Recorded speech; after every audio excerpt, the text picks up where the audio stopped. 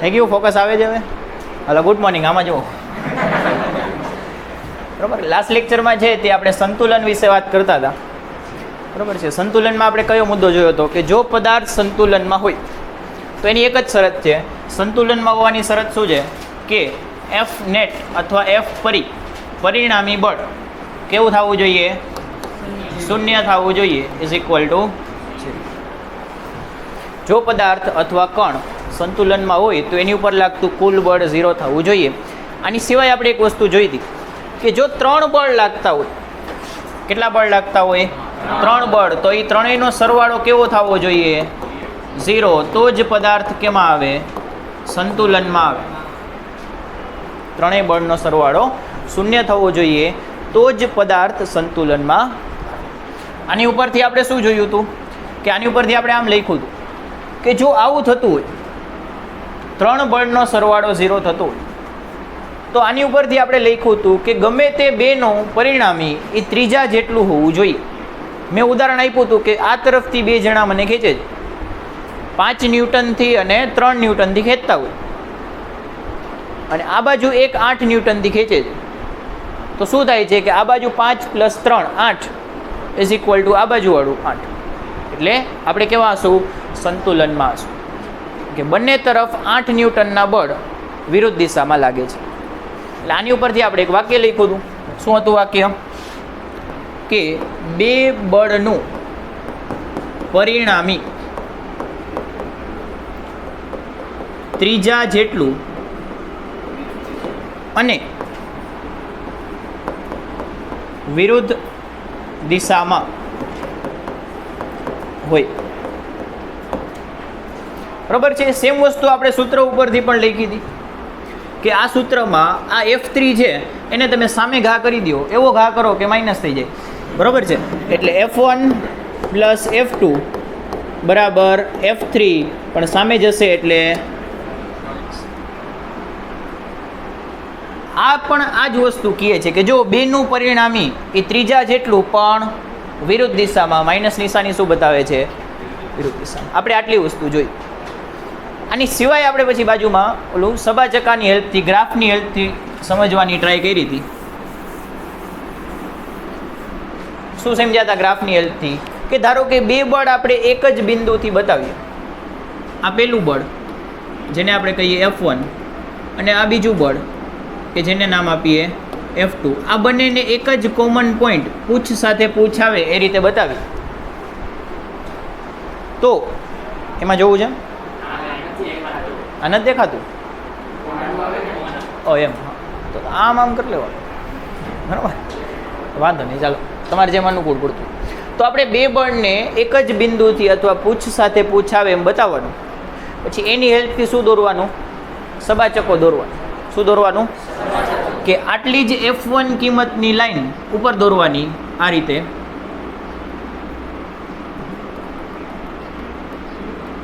અને F2 કિંમતની line આ બાજુ દોરવાની, ખૂણો અથવા દિશા બદલાવ્યા વગર. એટલે અહીંથી ઉપાડીને અહીં મૂકી દેવાની.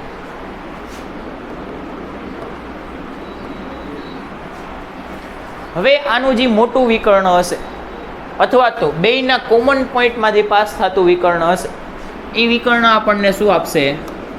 F1 + F2 બંનેનું પરિણામી બળ. કોનું પરિણામી?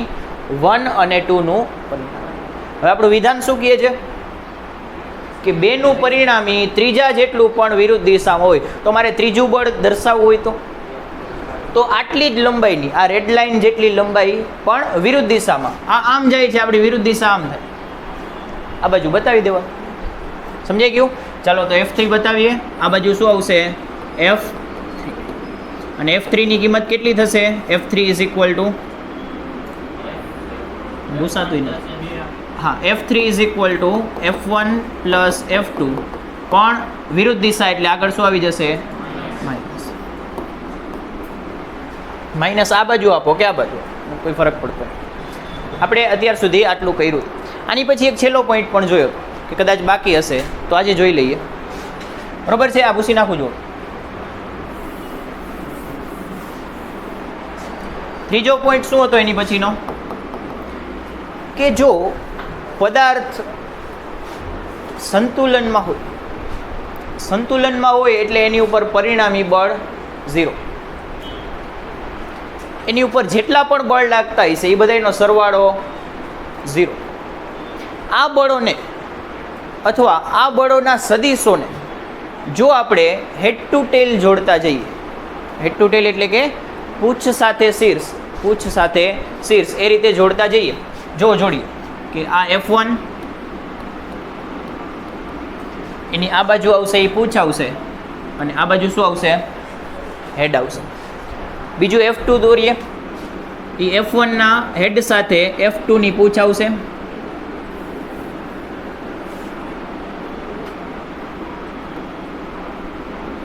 આ રીતે આવશે F2. તો ત્રીજો F2 એવી રીતે આવશે કે આ બંધ ગાળો બનાવે. ત્રીજો F3 કઈ રીતે આવશે કે આ બંધ ગાળો બનાવે, આ F3. ફરીથી હું લખાવું છું કે જો કણ સંતુલનમાં હોય તો તેના પર લાગતા બળ ને શીર્ષ સાથે પૂંછ આવે તે રીતે જોડતા તે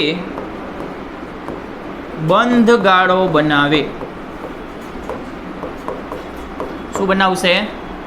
બંધ ગાળો બનાવશે. આ બંધ ગાળો કહેવાય. ક્યાંય વચ્ચે તમને ખુલ્લી જગ્યા દેખાય છે? અહીંયા તો મેં તમને બતાવવા માટે રાખ્યું છે, બાકી આખું એમ પેક આકૃતિ બનશે. બરોબર. આપણે શોર્ટમાં એટલું જ યાદ રાખવાનું કે કણ સંતુલનમાં હોય ને તો એના બળ શું બનાવે? બંધ ગાળો બનાવે. હું તમને એમ ક્વેશ્ચન પૂછું કે એક પદાર્થ ઉપર 5 બળ લાગે છે. કેટલા બળ લાગે છે? અને એને તમે હેડ ટુ ટેલ જોડો ને તો એ પંચકોણ બનાવે છે. તો એનું પરિણામી કેવું હશે? બંધ ગાળો. પંચકોણ એટલે બંધ ગાળો જ થાય ને. તો બંધ ગાળો બનાવ્યો એનો અર્થ એનો પરિણામી કેટલું થશે? આજે આપણે ઉદાહરણ સ્વરૂપે લખશું. નીચે ઉદાહરણ સ્વરૂપે લખી નાખીએ કે જો બળ, અથવા થોડુંક અલગ લખીએ કે જો પદાર્થ પર 5 બળ લાગે અને તે શીર્ષ સાથે પૂંછ જોડતા, અક્ષર ઉકલે છે ને? હા, નકા ઓડિયો પણ છે, હું બોલું પણ છું. શીર્ષ સાથે પૂંછ જોડતા પંચકોણ બનાવે છે તો પદાર્થ પર પરિણામી બળ કેટલું થશે? તો પદાર્થ પર પરિણામી બળ કેટલું થશે?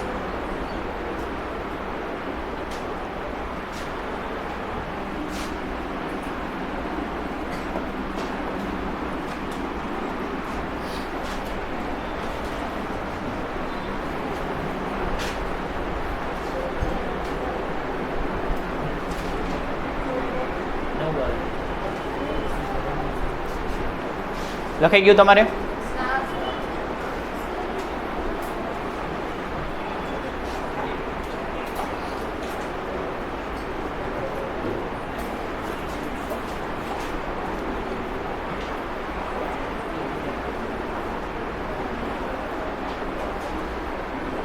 તે એરો ઊંધો કર્યો છે.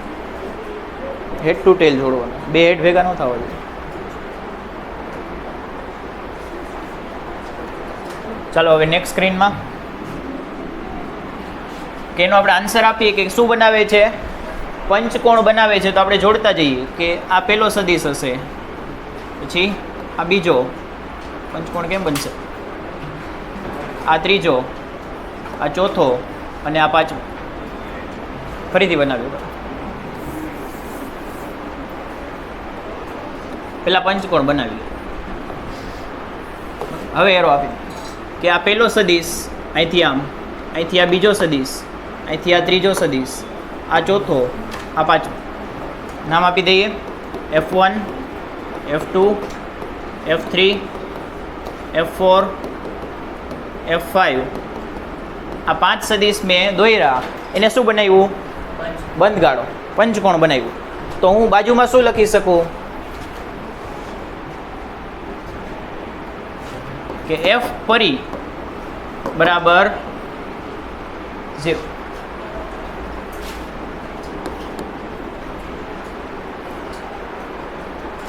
કદાચ તમને એમ કહેતો કે હવે આપણો સદીશ છે એ અષ્ટકોણ બનાવે છે, અથવા આપણો પદાર્થ ઉપર લાગતા બળો છે ને જ્યારે તમે હેડ ટુ ટેલ જોડતા જાઓ એ શું બનાવે છે? અષ્ટકોણ બનાવે છે. તો પરિણામી કેટલું આવશે? અથવા કદાચ તમને એમ પૂછે કે એક પદાર્થ પર લાગતા બળો ના સદીશો બહુકોણ બનાવે છે, તો એ બંધગાળો થશે ને. તો શું તે સંતુલનમાં હશે? તો હા પાડી દેવાની, કારણ કે એની ઉપર પરિણામી બળ 0 થશે, એટલે કેમાં આવશે? સંતુલનમાં આવશે.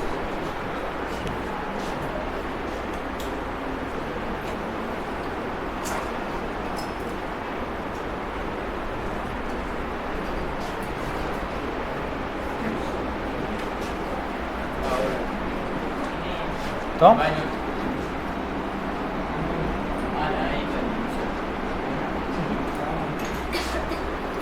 આ નથી આવતો.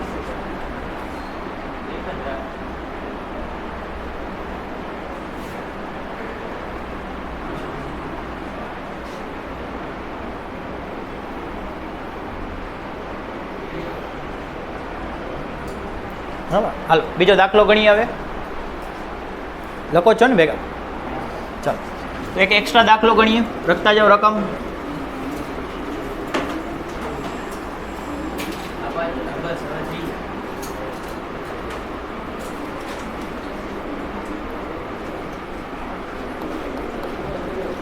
પેલું આ ટેક્સના ઉદાહરણ નથી, બરોબર? આ એક્સ્ટ્રા છે. ટેક્સના કરાવીશ ત્યારે બાજુમાં લખેલું હશે કે એક પદાર્થ પર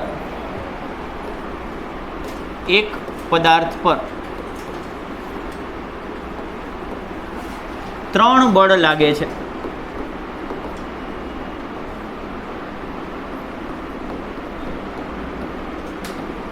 એક પદાર્થ પર 3 બળ લાગે છે, જેમાંથી 2 બળ પરસ્પર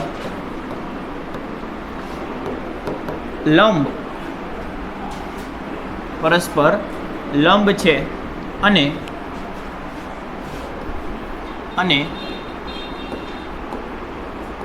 તેમની કિંમત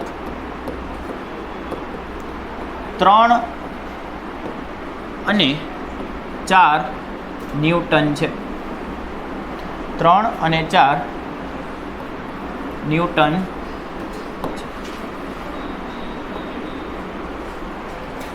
તો ત્રીજું બળ શોધો.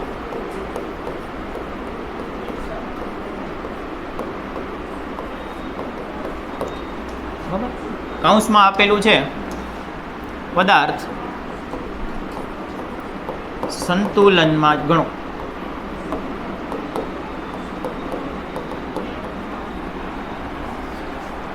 ચાલો ગોતો. તમે પણ પોઝ કરીને ગોતો, કેવું પડે ને.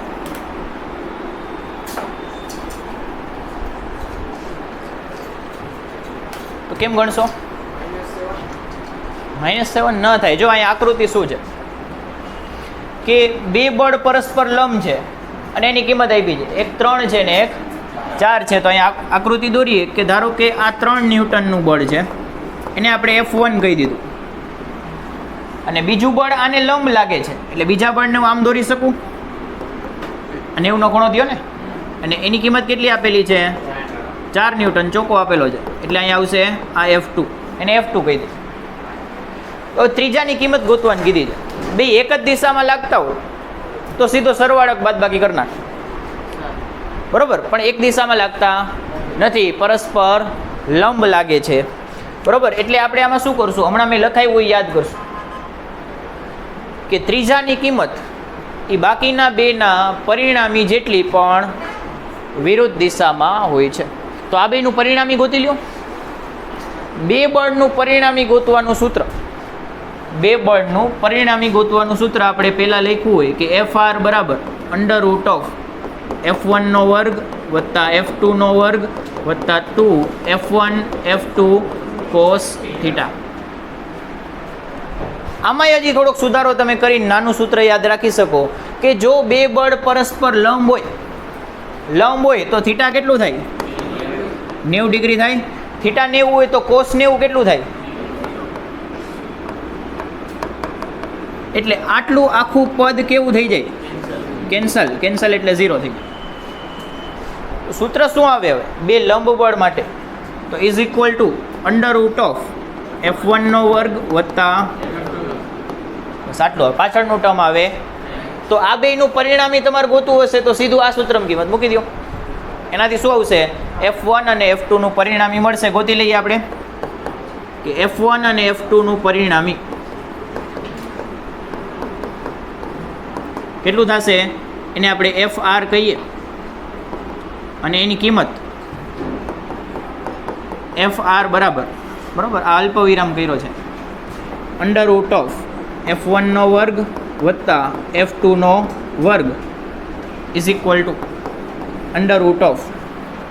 મૂકો કિંમત 1/3 એનો વર્ગ વત્તા 1/4 એનો એટલે 9 ને 16 25 નું વર્ગમૂળ 5 એટલે અહીંયા આન્સર આવશે. એકમ શું લખશું? એકમ નહીં બોલો બોલો.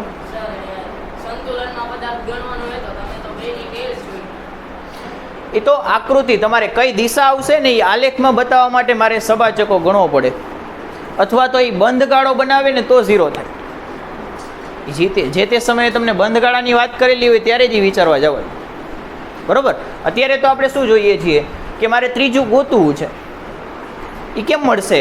તો બાકીના બેનું પરિણામી એ ત્રીજા જેટલું અને વિરુદ્ધ દિશામાં હોય. આ વસ્તુ યાદ રાખવાની. તો આપણે પહેલાં શું કરવું જોઈએ કે જે બે સદિશ આપણને આપેલા છે, જે બે બળ આપણને આપેલા છે, એમનો પરિણામી ગોતી લેવાનું. એ પરિણામીની કિંમત કેટલા જેટલી થાય? ત્રીજા જેટલી થશે. બરોબર છે. તો હવે આ વીટાતા જાય છે આમાં.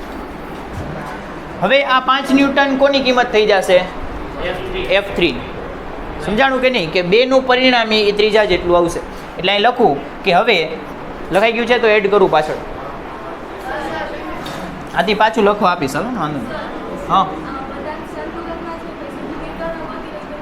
હાલે ને એ સમજાવવું જોઈએ ને. એ બધી શોર્ટ ટ્રીકું છે. તમે એમસીક ગણો ત્યારે કરી લો.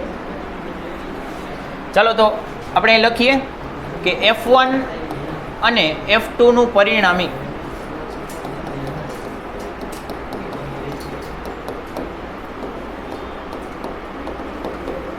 બરાબર F3 થાય.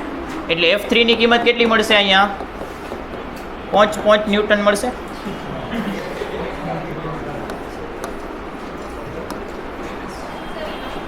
માઇનસ નથી. હા લખાઈ ગયું છે. હવે એટલું કેમ ભૂસું? એ નથી ભૂસે. હજી તો ક્યાં મેં દિશા હજી નથી બતાવી. હજી ખૂણો બતાવીશ ને. માઇનસ જ આવે પણ મારે ખૂણાથી દિશા બતાવી છે. હમણાં બતાવું છું. અહીંયા આકૃતિ દોરીએ તો કે આ આપણો F1 3 ન્યૂટન, પછી આ F2 4 ન્યૂટન, આ બેનું પરિણામી અહીં વચ્ચે મળશે. આખો હવે સબાચકો નથી દોરતો, મને ખબર જ છે અહીંયા જ મળશે. અને કિંમત કેટલી મળી? 5 ન્યૂટન. પરિણામી ક્યાં હશે? તો એનાથી વિરુદ્ધ દિશામાં હશે. અને અહીંયા ખૂણો કેટલો બનશે? જે આ ખૂણો હશે એ જ ખૂણો અહીંયા બનશે. જે ખૂણો અહીંયા 5 ન્યૂટન બનાવશે એ જ ખૂણો અહીંયા બને, કારણ કે અહીંયા x બને છે. તમને x ની તો ખબર હોય ને કે અહીંયા જે ખૂણો હોય એ જ ખૂણો અહીંયા હોય. ચાલો આ ખૂણો કેમ ગોતશું? તો આ ખૂણો ગોતવાનું સૂત્ર પણ આપણે આગળ લેક્ચરમાં કરી ગયા છે. શું હતું? tan થીટા બરાબર y ઘટકના છેદમાં x ઘટક. યાદ કરો કે ખૂણો ગોતવાનું સૂત્ર શું છે કે tan થીટા બરાબર y ઘટક ભાગ્યા x ઘટક. વાય ઘટક કોણ થશે? 4. અને એક્સ ઘટક એ એક્સ અક્ષ ઉપર આવવું જોઈએ, એ આવશે 3. હવે 4/3 એ તમારે ટેબલમાં જઈને ગોતવું પડે કે થીટાની કઈ કિંમત માટે જવાબ 4/3 આવશે. તમને ટેબલ જોતા કદાચ ફાવતું હોવું જોઈએ. અહીંયા હું સીધો આન્સર લખાવી દઉં છું કે અહીંથી તમને થીટાની કિંમત મળશે ને 53 ડિગ્રી મળશે. કેટલી મળશે? 53 ડિગ્રી. આની ટ્રીક હમણાં આપું છું, બરાબર? ચાલો પહેલાં લખી લ્યો, પોઝ કરી દે 1 મિનિટ. જોજે ફોકસ થાય છે. થઈ ગયું. ચાલો હવે નોંધ લખીએ આપણે. પેલું કરીને લખો. જ્યારે બે સમાન બળ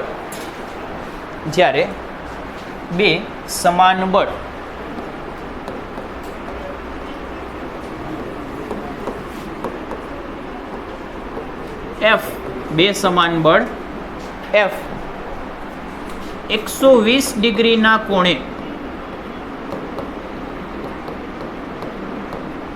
120 ડિગ્રીના કોણે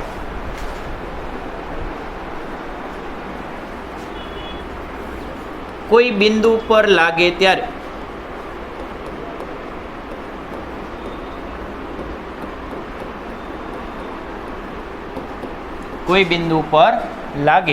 ત્યારે તેમનું પરિણામી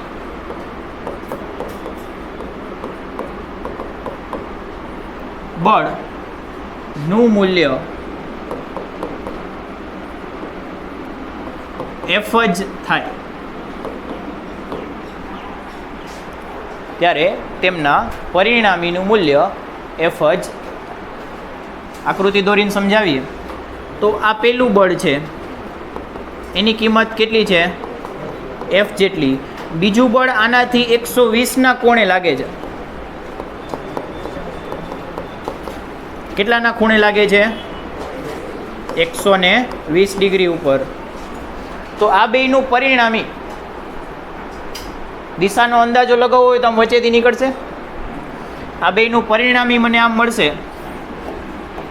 F પરી, અને એ પણ F જેટલું જ હશે, બરાબર? 120ના કોણે લાગતા બે બળનું પરિણામી પણ સમાન બળ હોવા જોઈએ, તો પરિણામી પણ એટલું ને એટલું થાય.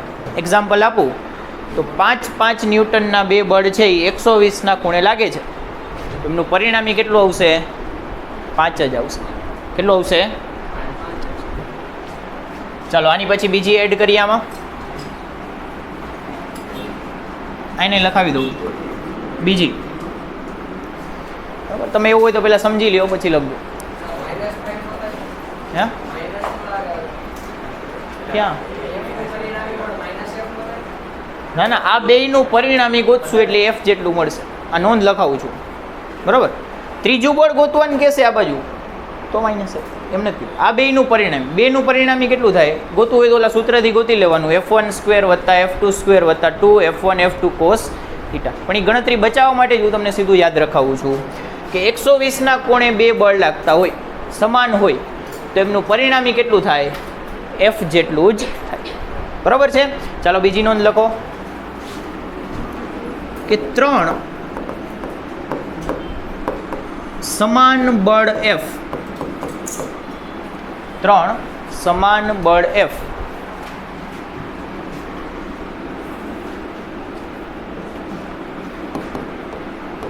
પરસ્પર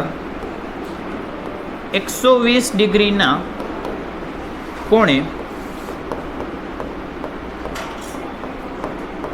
લાગતા હોય તો તેમનું પરિણામી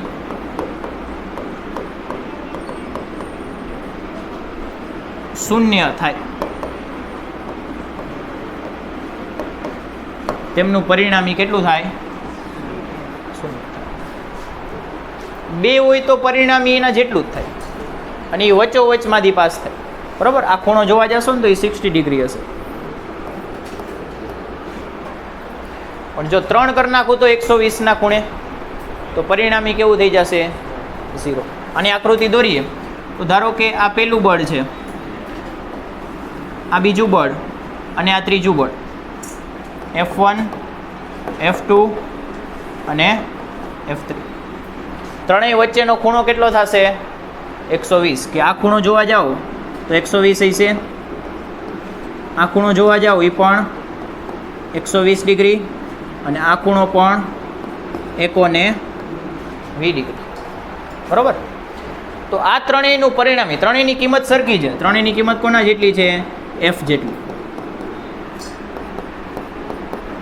તો ત્રણેયનું પરિણામી કેટલું થશે?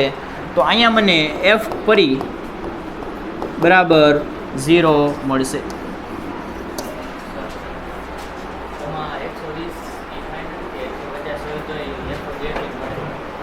ખાલી 120 ડિગ્રી માટે જ વાત કરું છું. બરાબર? આ ખૂણો આપણે ગણતરીમાં વારંવાર ક્યારેક આવતો હોય 120 ડિગ્રી, તમારે ગણવો નહીં, સીધી નોંધ લખેલી હોય તો કામ આવશે.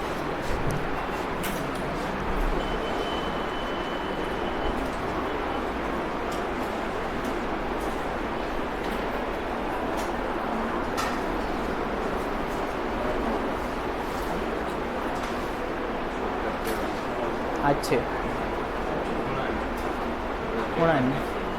એ રહી ગઈ. હવે હું કહું હમણાં પૂરું થાય ને ત્યારે કહી દે.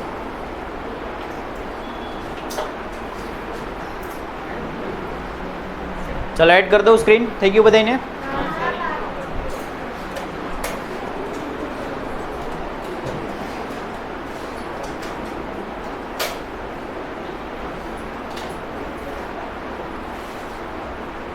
ડિરેક્ટર પોઝ તો કરતો છે.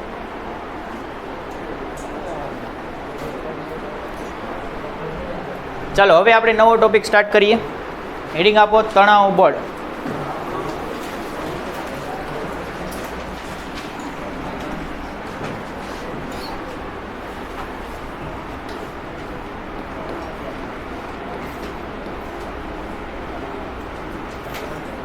ઇંગ્લિશમાં એને કહીએ તો ટેન્શન ફોર્સ.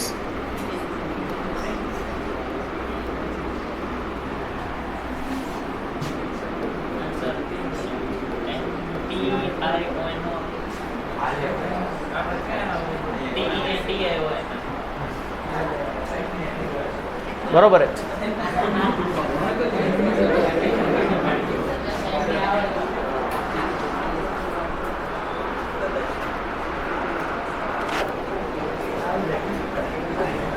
ચાલો જો, તણાવ બળ છે ને એ મોટા ભાગે દોરી અથવા વાયર પ્રકારની રચનામાં ઉદ્ભવે છે, કે પછી સ્ટીલના વાયર હોય કે રબરની દોરી હોય કે કાપડની દોરી હોય, બધી દોરી આપણે સરખી ગણશું. તણાવ બળ છે એ દોરીમાં ઉદ્ભવશે. અને ક્યારે ઉદ્ભવશે? કે જ્યારે દોરીને તમે ખેંચશો. દોરીને ખેંચીએ ને તો આપણે આદર્શ દોરી માટે હંમેશા વાત કરશું. કેવી દોરી માટે? આદર્શ દોરી એટલે કે એવી દોરી કે જે ખેંચવાથી લાંબી નહીં થાય, એની લંબાઈ એટલી ને એટલી રહેશે, એવી દોરી માટે આપણે વાત કરશું. તો જ્યારે દોરીને ખેંચવામાં આવે ત્યારે એની લંબાઈ વધતી, તો મેં બળ તો લગાડ્યું તો કાંઈક તો થવું જોઈએ ને. તો કાંઈ ન થયું. એનો અર્થ શું?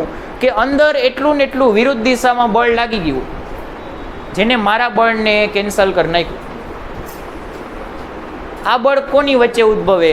તો દોરીના અણુઓ વચ્ચે ઉદ્ભવે. એટલે પાછું બોલું છું કે જ્યારે દોરી પર બળ લગાડવામાં આવે અથવા દોરીને ખેંચવામાં આવે એ સમયે તેના અણુઓ વચ્ચે જે તણાવ ઉત્પન્ન થશે, મારા દ્વારા લગાડેલા બળની વિરુદ્ધમાં જે પણ તણાવ ઉત્પન્ન થશે એ તણાવને કહેવાય છે તણાવ બળ. એ દોરીનું ખેંચાવાનો વિરોધ કરશે એવું બળ હશે. ચાલો લખતા જઈએ.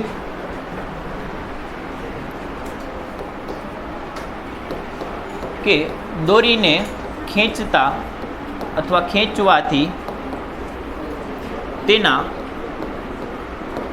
અણુઓ વચ્ચે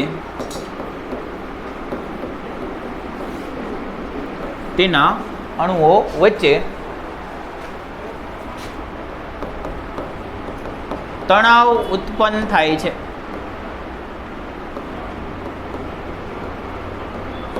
તેના અણુઓ વચ્ચે તણાવ ઉત્પન્ન થાય છે, જેને તણાવ બળ,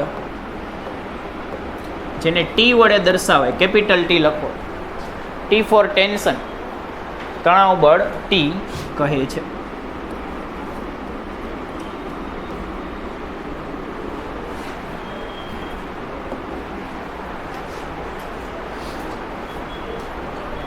આ તણાવ બળની થોડીક લાક્ષણિકતાઓ છે, લાક્ષણિકતાઓ લખતા જઈએ કે આ તણાવ બળ છે ને હંમેશા ખેંચાણ પ્રકારનું હશે. કેવું હશે? આમ દોરી બાંધીને વસ્તુ આપણે ખેંચી શકીએ, ધક્કો મારી શકીએ, દોરી બાંધીને પછી આમ ધક્કો માર્યો કે ખેંચી શકો, ખાલી તમે ખેંચી જ શકાય ને, દોરી બાંધીને વસ્તુને આપણે ખેંચી શકાય તો જ બળ લાગે, ધક્કો મારી તો દોરી ઢીલી પડી જાય. એટલે આપણે લખીએ છીએ કે આ બળ માત્ર કયા પ્રકારનું હશે? ખેંચાણ પ્રકારનું, કે તે માત્ર ખેંચાણ પ્રકારનું હોય છે. બીજું,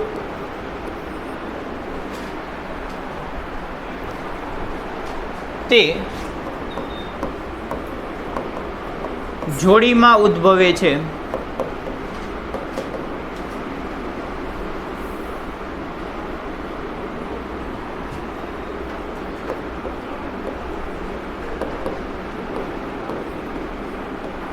અને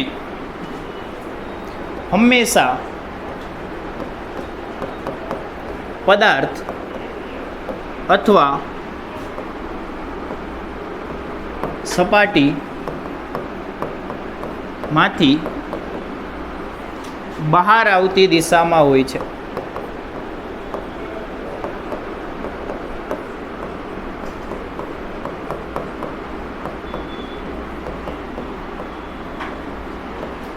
હમણાં સમજાવું, બરોબર? કે તે હંમેશા જોડીમાં ઉદ્ભવશે અને પદાર્થ અથવા સપાટીમાંથી બહાર આવતી દિશામાં હશે. તો આને સમજીએ. આનું ઉદાહરણ આપું.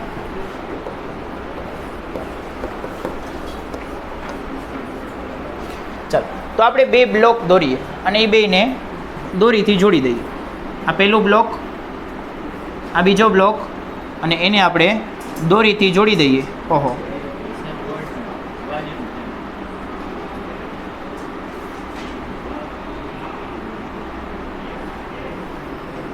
આ દોરીથી જોડી દીધું.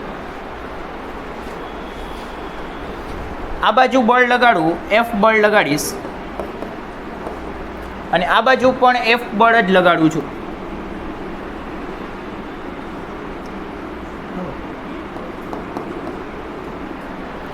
તો બે બાજુથી દોરીને ખેંચીશ તો વચ્ચે શું આવશે? તણાવ બળ ઉત્પન્ન થશે. દોરીમાં અંદર શું આવશે? તણાવ ઉત્પન્ન થશે. એ તણાવની દિશા કેવી હશે?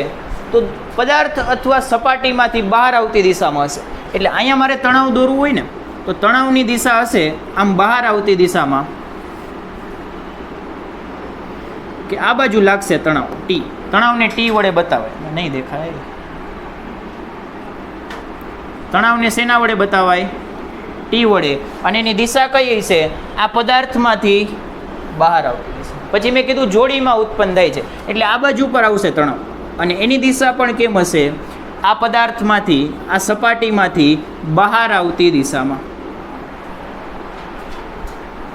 ફરીથી ઉપરનું વાક્ય વાંચીએ કે તે માત્ર ખેંચાણ પ્રકારનું હોય છે. પછી તે જોડીમાં ઉદ્ભવે છે, એટલે બે તણાવ આવશે, અને હંમેશા પદાર્થ અથવા સપાટીમાંથી બહાર આવતી દિશામાં હોય છે.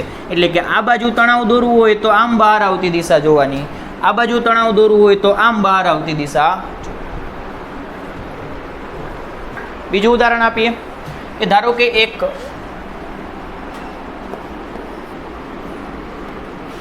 એક બ્લોક છે જેને મેં છત સાથે બાંધી દીધું છે.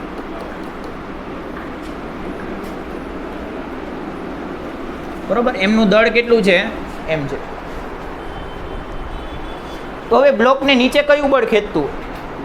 ગુરુત્વાકર્ષણ બળ. એ નીચે તરફ લાગશે. એની કિંમત કેટલી હશે? ડબલ્યુ બરાબર mg, બરાબર. ડબલ્યુ ફોર વેઇટ, કિંમત કેટલી હોય એની? mg જેટલી. અને હંમેશા કઈ તરફ લાગે? તો આ બળને લીધે આ દોરીમાં શું ઉદ્ભવશે? તણાવ ઉદ્ભવશે. અને તણાવ કયા પ્રકારનું હશે? બહાર આવતી દિશામાં ખેંચાણ પ્રકારનું હશે. એટલે અહીંયા મારે તણાવ દોરવું હોય ને તો એક તણાવ આમ આવશે, આમ બહાર આવતું. અને બીજું મેં શું લખ્યું છે કે તણાવ સપાટી અથવા પદાર્થમાંથી બહાર આવતી દિશામાં હોય. અહીંયા પણ તણાવ ઉદ્ભવે, ત્યાંથી પણ દોરી થોડીક ખેંચાતી હોય, કારણ કે ત્યાં દોરી બાંધેલી હોય. દોરી જ્યાં પણ બાંધેલી હોય ત્યાંથી ખેંચાય. તો અહીંયા પણ તણાવ લાગશે અને તણાવ ક્યાં હશે? બહાર આવતી દિશા. આ બાજુ તણાવ બ્લોકમાંથી બહાર આમ આવશે અને આ બાજુ તણાવ સપાટીમાંથી બહાર આવશે એટલે નીચે આવશે. સમજાય છે? ચાલો ડ્રો કરો.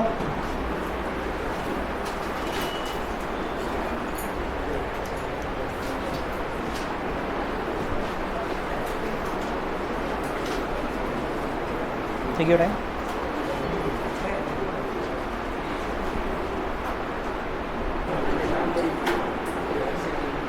ચાલો આમાં આગળ ત્રીજો મુદ્દો લખીએ.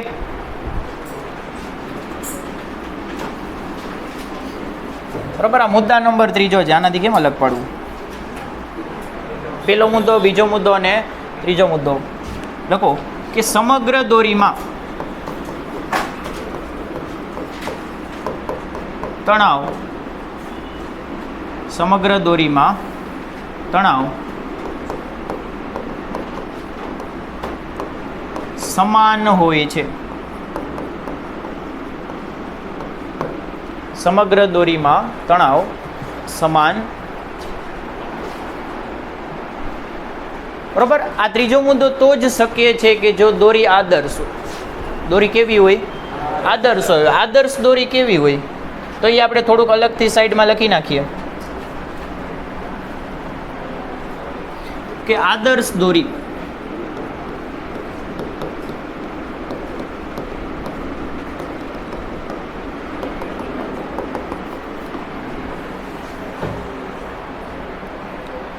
આદર્શ દોરી છે ને એ દળ રહિત હોય છે. એનું પોતાનું કાંઈ દળ અથવા વજન હોતું, દળ નહીં હોય તો વજન ક્યાંથી હશે? બરાબર. એટલે કે દોરી પોતે કેવી હોય? દળ રહિત. અને બીજું એ મેં પહેલાં કહી દીધું કે તે ખેંચી શકાય અથવા ખેંચવાથી લાંબી થશે નહીં. તે ખેંચવાથી લાંબી થશે નહીં. આ બે આદર્શ દોરીની લાક્ષણિકતા છે. તો જો આદર્શ દોરી હોય ને તો જ આપણે ત્રીજો મુદ્દો લખી શકીએ. એવું કેમ? કારણ કે જો દોરી દળવાળી છે, આમ જાડી પાટી દોરડું લઈ લીધું, બરોબર, કે જે પોતે જ આમ કિલોમાં વજન છે, તો તમે જુઓ તો આ કિસ્સો ધ્યાનમાં લ્યો તો કે આ ઉપરની ભાગની દોરી છે એને આખી નીચેની દોરીનું વજન એ ઉંચકવું પડશે. ફરીથી કે દોરી વજનવાળી છે એટલે ઉપરનો ભાગ હશે એને આ નીચેની દોરીનું દળ પણ ઉંચકવું પડે કે નહીં? તો જેમ જેમ ઉપર જાઓ ને એમ ઉંચકાતું વજન વધતું જાય. જેમ જેમ ઉપર જાઓ એમ દોરીનું દળ પણ ભેગું ભેગું આવતું જાય એટલે તણાવ વધતો જાય. સમગ્ર દોરીમાં તણાવ સરખો રહે. એટલા માટે આપણે શું કરી નાખ્યું? તણાવ સરખો રાખવા માટે એક ધારણા લઈ લીધી કે દોરી કેવી હોવી જોઈએ? દળ. જો દળ રહિત નહીં હોય તો આખી દોરીમાં તણાવ સરખું હશે. સમજાઈ ગયું?